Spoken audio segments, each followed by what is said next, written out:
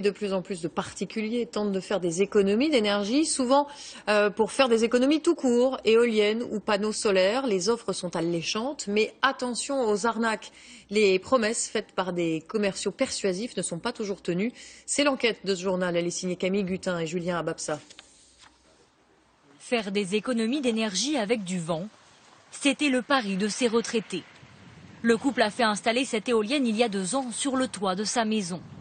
Cette idée, ils l'ont eue dans une exposition sur les énergies renouvelables. Le discours du vendeur a fini de les convaincre. Il a regardé l'implantation possible de l'éolienne, sans mesurer le vent, sans rien, et il m'a dit que c'était possible et qu'elle était bien orientée de ce côté. Le commercial l'assure à ses clients, cette éolienne, c'est une affaire en or.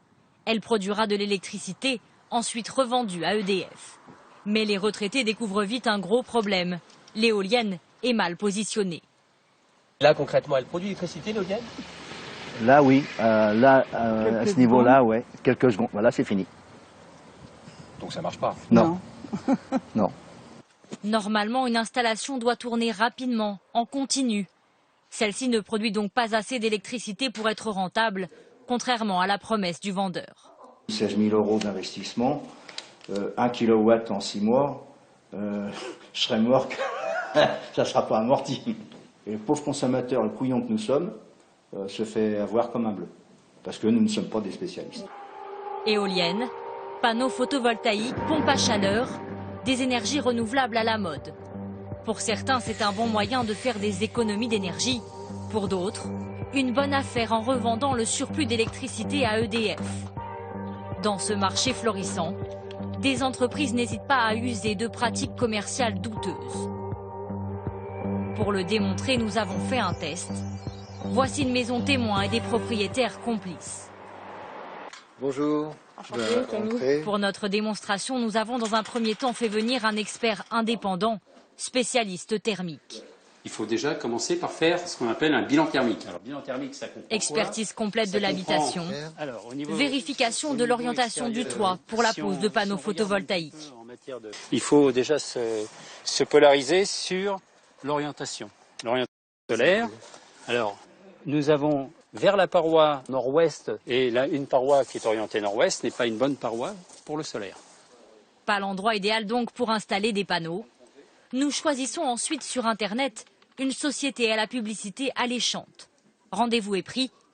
Nous tournons en caméra cachée. À peine arrivé, le vendeur se montre très offensif. Si c'est pour un devis, de ce pas, je m'en vais. Moi, je suis pas là pour faire des devis. Voilà, nous, on est reconnus en tant que... Si, je le regarde.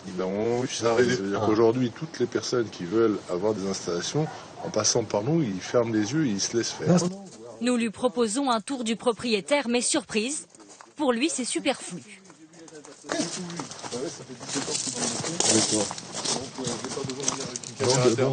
Il n'y a pas besoin de faire un test thermique? Ça, c'est des gens qui veulent montrer, qui savent quelque chose. C'est où on est pro, ou on n'est pas pro. D'accord. Moi, je suis pro. Okay. Immédiatement, le vendeur nous vend ses panneaux aérovoltaïques. Malgré notre orientation nord-ouest, il l'assure, nous pourrons revendre une partie de l'électricité. Et même mieux, diminuer notre consommation. Jusqu'à 70%. 70% d'économie? C'est pas un peu optimiste, ça, non? Non, il y en a qui parlent de 80. Toute cette installation vous coûte 23 500 €. Le prix n'est pas important dans le sens où, à partir du moment où vous faites une installation d'aérovoltaïque, vous ne sortez pas 1 € de votre poche. Ça, c'est l'argument choc. Dans un premier temps, il nous explique que tout est autofinancé par l'électricité que nous revendrons à EDF. Problème, les 23 500 €, nous ne les avons pas. Cela tombe bien, le commercial nous propose de souscrire un prêt. Et pour nous rassurer, la société de crédit est une filiale d'EDF. La maison de financement, c'est une maison de financement qui appartient à EDF. Domofinance étant la maison de financement de EDF. D'accord? Là, ça demande vraiment réflexion. Ça demande réflexion? Par rapport à quoi, monsieur? Non, mais justement, parce que c'est tellement intéressant qu'il n'y a pas besoin de réfléchir. Finalement, nous ne signons pas. Nous savons qu'une installation exposée nord-ouest ne rapportera pas la somme promise par le commercial. Nous avons contacté EDF, qui dit avoir toute confiance en cette entreprise, liée à EDF par une charte qualité. Nos partenaires sont incités dans le contrat à adopter une démarche commerciale éthique et à adhérer à des dispositifs qui protègent les consommateurs. Denis Brisson, lui, a souscrit un contrat pour s'équiper en photovoltaïque avec une autre entreprise. Alors là, donc, vous avez les 12 panneaux qui ont été posés sur le toit.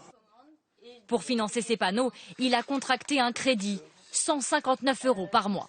Problème, la revente de l'électricité ne lui rapporte que 190 € par an. Aujourd'hui, il regrette de s'être précipité pour signer. Il prétend qu'il n'avait pas compris et qu'on lui aurait un peu forcé la main.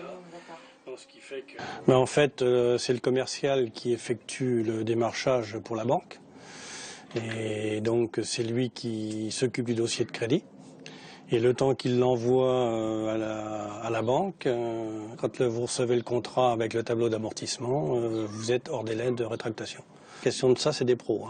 Et sur l'arnaque, ils en connaissent un bout. Denis Brisson a porté son affaire devant les tribunaux.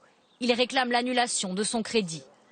En France, environ 15 000 personnes ont déjà porté plainte dans ces dossiers d'économie d'énergie.